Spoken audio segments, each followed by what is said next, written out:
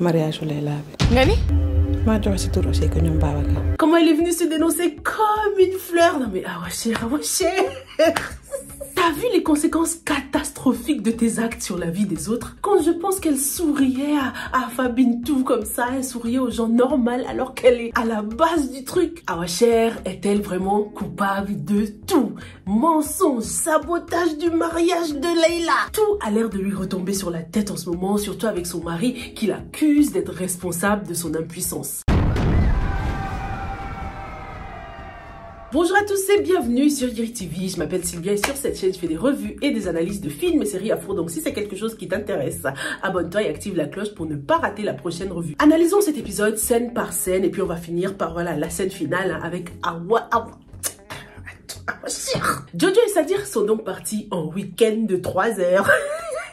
D'ailleurs, est-ce que vous avez remarqué comment la prod a choisi le blanc pour Jojo et pour Awacher, comme pour nous pousser à compatir avec ces deux personnages? Ils ont un peu joué avec nos émotions quand même dans cet épisode, donc comme d'habitude, hein, vous me direz. Parlons donc d'abord de Sadir et Jojo. D'ailleurs, s'il vous plaît, dites-moi ce que signifie ce brassard, ce bracelet que Sadir a au bras. À chaque fois, j'oublie de demander. Il est capitaine d'une équipe de foot ou quoi?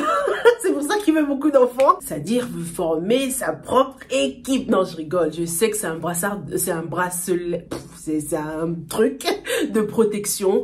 Dites-moi si je me trompe ou pas. Est-ce que c'est pour la protection ou c'est pour autre chose? On aurait tendance à croire que justement ce truc de protection le protégerait contre les concoctions de Jojo, toutes ces potions, alors que non. Toujours avec les accessoires de Sadir que j'oublie toujours d'analyser. Son collier là en forme de triangle, je trouve que ça lui représente vraiment parfaitement bien. Déjà, on sait que le triangle, c'est vraiment la forme la plus strong, hein, ce qui renvoie à la force de Sadir et au fait qu'il souhaite être quand même le chef de famille, quoi. Et le triangle renvoie aussi à son ménage à 3, hein, à sa situation maritale. Jojo a donc fini par dévoiler les raisons pour lesquelles elle ne souhaitait pas avoir d'enfant. Est-ce qu'elle vous a convaincu? Est-ce que vous la croyez ou pas? Est-ce que vous l'avez trouvée sincère? Faut dire que le blanc qu'elle portait, la position un peu, je dirais pas soumise, mais un peu compréhensive de Sadir, la musique du background nous influençait, hein, à compatir avec elle, à être dans l'émotion, en mode « Oh Jojo, t'as pas eu une vie facile ?»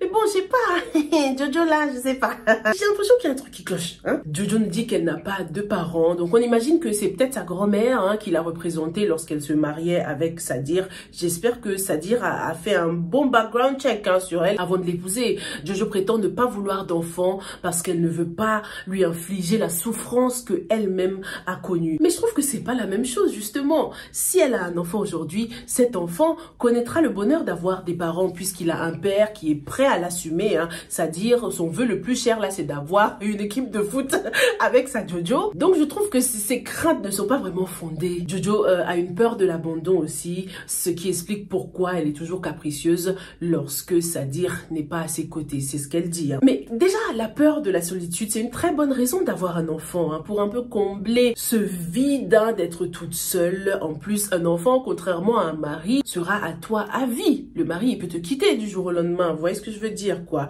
Deuxièmement, cette conversation qu'elle a eue avec Sadir renvoyait exactement à ce que Fabintou est en train de dire à Awacher.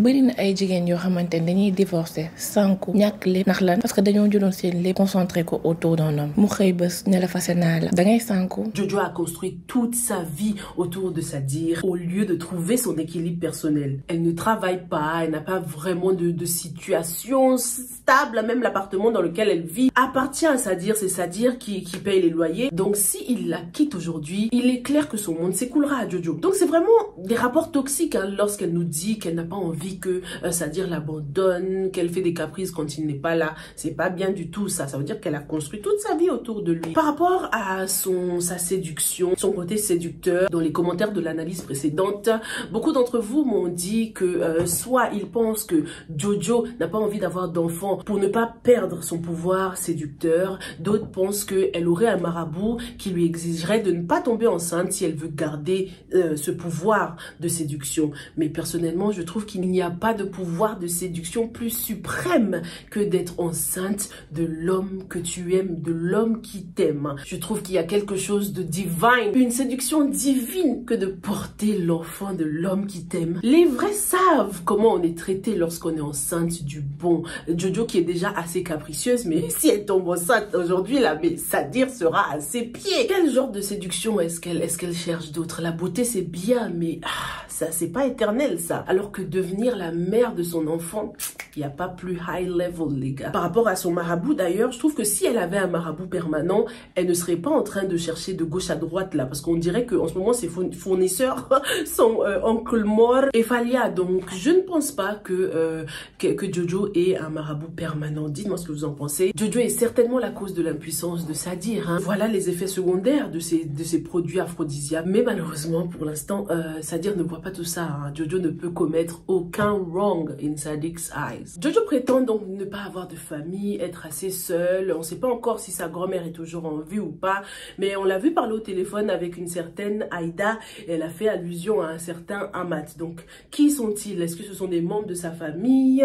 Est-ce que Aïda et Ahmad sont mariés et femmes? Jojo est-elle en train de mentir sur ses origines? En tout cas, on voit que leur conversation a fait beaucoup de bien au couple, hein. C'est parfois important de se retirer de notre cadre habituel pour se retrouver, reconnecter. Donc ça fait du bien de voir une attitude saine au milieu de toute cette toxicité, si je peux utiliser ça, même si bon, ce mot est un peu trop utilisé de nos jours. On découvre du coup un Sadir complètement différent lorsqu'il est avec sa Jojo, hein. Il était heureux, il ne cherchait pas à dominer, hein, pour une fois. La lumière et les rideaux légers contribuaient à donner ce bon mood aussi, hein. Il y avait beaucoup de gaieté, légèreté. Ils sont redevenus complices. Preuve que la communication c'est vraiment la clé.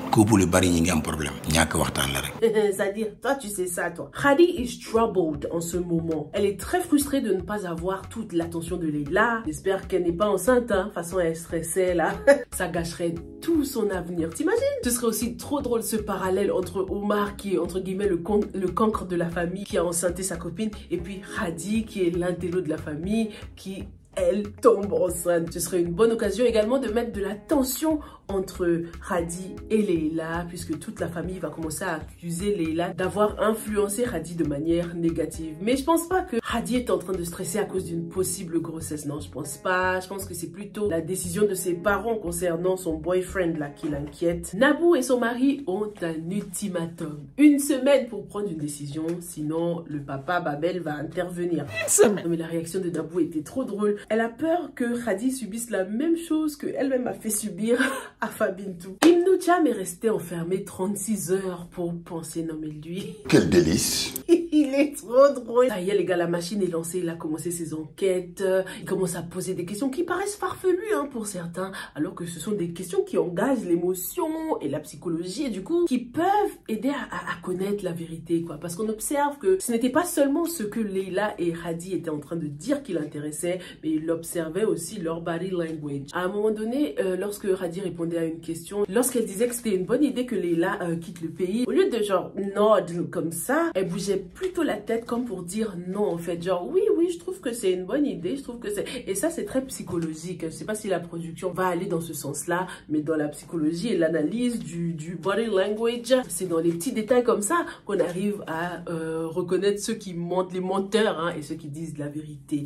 Tu dis quelque chose mais ton corps te trahit dans le sens où tu dis non genre non je veux pas qu'elle parte alors que ta bouche dit oui, genre oui Ibn Cham est très observateur. Je pense qu'il a remarqué que ce que Khadi disait et ce que son body language laissait transparaître n'était pas du tout la même chose, c'était pas cohérent. Cette proposition fictive de Ibn Cham nous montre aussi à quel point Leila est égoïste, parce qu'elle aurait pu peut-être penser à Khadi qui elle a envie de poursuivre ses études à l'étranger, demander à Ibn Cham d'aider plutôt Khadi puisqu'on parle de voyager à l'étranger. On sait que bon, Khadi elle c'est le Canada qui l'intéresse, mais bon, Leila aurait pu profiter de cette discussion pour penser à sa petite nièce chérie. Franchement j'ai hâte de voir ce que Ibn Cham nous prépare. Cédric a donc été démasqué un peu trop tôt, mais comme on l'apprend, tout ça n'était qu'un plan de femme.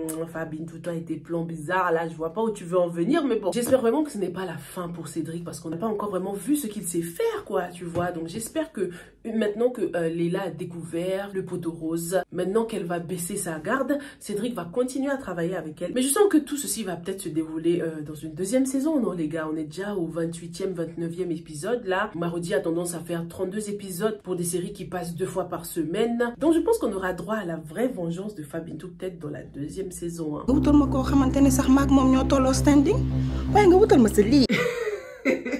Leila qui nous parle de standing alors qu'elle-même choisit que des guignols. Jusqu'ici, elle n'a pas toujours fait les meilleurs choix en ce qui concerne les hommes, donc il faut déposer notre Cédric, ok? Même si je comprends les intentions de Fabintou, je trouve que c'était nul quand même d'utiliser sa famille comme ça. Enfin, ils ont d'autres priorités, quoi. C'est quoi ce plan-là? Franchement, Fabintou peut mieux faire, hein. C'est vrai qu'on commençait à se dire que Fabintou, elle est pas maline hein, de s'afficher partout comme ça avec Cédric, alors qu'ils sont censés faire les choses undercover. Son but, en fait, c'était qu'on les attrape pour qu'ils passent pour des amateurs. Maintenant que Fabintou sait que c'est Awacher qui est derrière, voilà, le sabotage du mariage, j'espère qu'elle va garder the same energy hein, et ne pas avoir de la peine pour Awacher, quoi, parce que voilà, Fabintou, elle a un petit point faible quand même pour Awacher. J'ai l'impression qu'elle n'arriverait pas à se venger d'elle, quoi. Khalil a enfin décidé d'imposer des limites entre lui et Mary, donc apparemment, il avait capté depuis longtemps qu'elle était amoureuse de lui et il décide enfin de mettre un terme à leur rapport, quoi. J'ai beaucoup aimé quand même l'attitude mature de Mary qui a tout de suite assumé sa faute. Hein. Dès que Khalil a compris son jeu, elle n'a plus voulu insister, quoi. De toute façon, c'est Leila hein, qui l'avait poussé à faire ce plan, appeler Khalil pour qu'il passe chez elle. Elle ne voulait pas vraiment le faire, quoi. Mary a aussi tout de suite capté que c'est Leila qui est la cause du divorce de Khalil et Fabintou. Khalil continue à appeler Fabintou sa femme et continue à appeler Khalil son mari. Ça se voit qu'il y a toujours l'amour là-dedans. Mary a tout de suite confronté Leila, qui a finalement avoué qu'elle est bel et bien derrière ce divorce. Si c'était à refaire, je ferais pire. Elles étaient en train de parler dans la maison comme ça. J'ai eu peur que quelqu'un les écoute, hein, que Nabou Gay soit en train d'écouter quelque part là. Enfin, j'ai eu peur. J'espère que quelqu'un les a entendus. Nabou Gay, Hadi ou même le papa Thiam. Lorsque Mary a voulu tout dire à Khalil, il l'a tout de suite mis à la porte, mais elle aurait dû le crier. Oh, c'est normal qu'il la chasse comme ça. Il a cru qu'elle venait encore, voilà, déclarer sa flamme, faire la meuf qui compatit. Il fallait crier le bail. C'est Leila qui est derrière tout ça. Oh, mais il faut être vif, Mary, hein. Ça se voit que la prod veut garder le suspense encore. Hein. Parlons de la scène entre Sadir et Awacher. Déjà, la luminosité, hein, l'éclairage jaune qui a été utilisé crée une atmosphère vraiment mélancolique, limite malsaine. J'ai pas pu m'empêcher de faire la comparaison entre la conversation que Sadir a eue avec Jojo dans la chambre d'hôtel et la conversation qu'il a avec sa femme dans leur chambre. Beaucoup de similitudes déjà dans le blanc des deux femmes, dans leur sincérité, entre guillemets. On va voir si Jojo était vraiment sincère. Et malgré cette sincérité, on observe que Sadir a été beaucoup plus compréhensif avec l'une qu'avavec l'autre. C'est tellement ironique comment le mot joy qui signifie joie en anglais signifie pleurs hein, ou pleurer en wolof.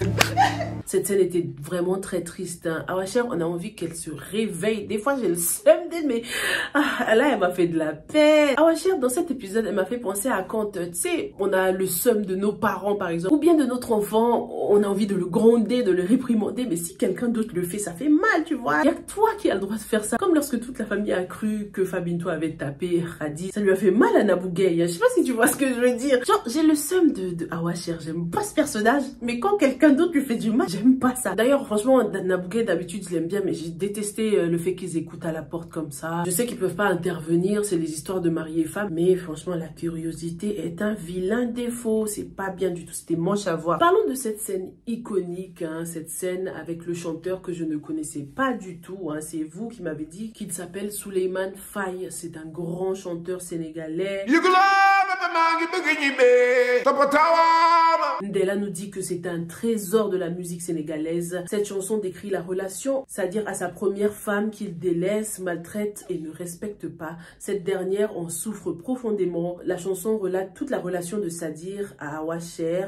Je sens qu'on a encore beaucoup de secrets à découvrir entre ces deux-là. Franchement, dommage qu'il n'y a pas eu de traduction de la chanson. J'attendais que ça. J'ai tellement aimé cette partie que je m'attendais à ce que la production traduise sur surtout que les paroles ont beaucoup de sens. Je pense que ça parle du mougne, le fait que la femme supporte beaucoup. Ça nous renvoie d'ailleurs à ce que Fabintou disait par rapport à la douleur de la femme. J'ai aimé comment elle a essayé de quantifier cette douleur physique. La femme est vraiment strong. Fatmata dit qu'elle a eu la chair de poule à la dernière phrase du chanteur car elle ne fait pas partie de sa chanson d'origine. C'était vraiment pour ce moment-là, pour Awacher. Elle était dédiée à Awacher. Non, franchement, ça m'a frustrée de ne pas comprendre les paroles. Awacher est prête à tout supporter, tout pardonner. C'est beau et c'est admirable de sa part, mais c'est vraiment moche quand c'est pas réciproque. Après la discussion qu'elle a eue avec son beau-père, Awacher a décidé de come clean, de dire la vérité. C'est donc elle qui est derrière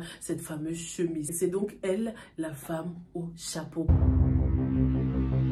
Comme je le pensais, Awacher est allée piocher dans la garde-robe des gens. Elle a pris la chemise de son mari, même si j'avais l'impression que cette chemise était plutôt pour femme. Mais bon, apparemment c'était la chemise de Sadir. Elle a pris probablement la perruque de Fabintou quand Fabintou était encore là, ou bien de Leila, l'une des deux. Et elle a emprunté la casquette de Khadi. J'ai repensé aussi à ce que je vous avais dit. J'avais soupçonné qu'elle avait fait ça le soir quand elle était rentrée chez elle et qu'elle avait surpris Jojo et Sadir dans son lit conjugal. On verra ce que la suite des épisodes nous dit. Awacher a pioché un peu partout pour trouver son déguisement, pour se faire passer pour Fabintou, parce qu'elle a probablement cru que Fabintou avait les épaules pour supporter les conséquences de tout ça. Je pense qu'elle ne s'attendait pas à ce que ce soit aussi dramatique. Mais ça reste tout de même très grave de faire ça. Si elle s'était fait passer pour quelqu'un qui n'est pas à la maison, qui n'habite pas à la maison, encore une tante, une cousine lointaine de Leila, on aurait compris. Mais elle s'est fait passer pour quelqu'un qui a déjà des problèmes avec la famille. C'est pas bien du tout, Awacher.